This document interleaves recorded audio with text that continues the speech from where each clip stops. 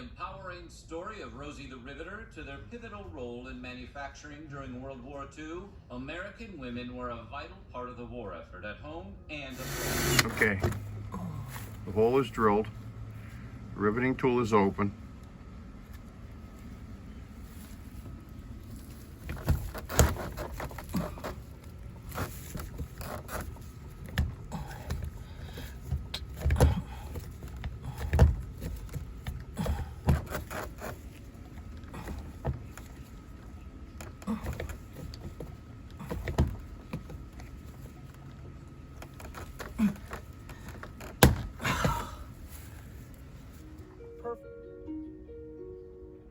Rosie the Riveter is one of the most enduring images from the Second World War.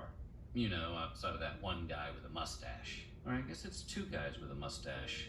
In the posters and illustrations, Rosie is shown as a strong, confident woman wearing blue overalls and a red bandana. She was a symbol of empowerment, and a pretty effective symbol at that. From 1940 to 1944, 6.3 million additional women went to work in various industries and positions.